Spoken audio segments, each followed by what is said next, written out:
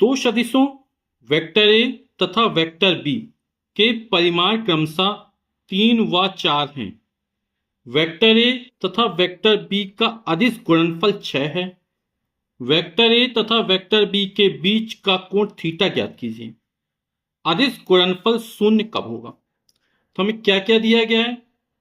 दो सदिश vector A और वेक्टर बी हैं जिसके परिमाण दिए गए हैं। तो वेक्टर ए का परिमाण मोड ऑफ वेक्टर ए, इसको ए से लिख सकते हैं, और इसका मान कितना दिया? 3 दिया अपन को। ठीक है। मोड ऑफ वेक्टर बी यानी वेक्टर बी का परिमाण यानी बी से लिख सकते हैं, और कितना दिया अपन को? ये 4 दिया। तो वेक्टर ए और वेक्टर बी के परिमाण दिए गए।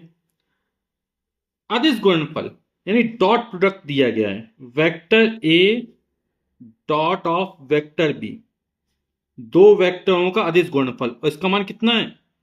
6 है। बोला वेक्टर ए तथा वेक्टर बी के बीच का कोण थीटा ज्ञात करना। तो आप लोग जानते हैं कि vector A dot vector B और बराबर कितना होता है? ए बी कॉस थीटा होता है ये। तो इससे कॉस थीटा का मान निकला है। कॉस थीटा बराबर कितना हो जाएगा? ए बी अपॉन में आ जाएगा, यानी vector A dot vector B upon A B. मान रख दीजिए vector A dot vector B कितना? 6 दिया। फिर ए वेक्टर ए का परिमाण 3 है गुणा वेक्टर बी का परिमाण कितना है? 4 है। ठीक। तो 6 3 चौके 12, 6 एकम 6, 6 दूनी 12, कितना? 1/2 आ जाएगा। तो कॉस थीटा का मान कितना निकला? 1/2। ठीक है। और कॉस में किसका मान 1/2 होता है? आप लोग जानते हैं ना, कितना हो जाएगा ये? कॉस 60 का मान 1/2 होता है।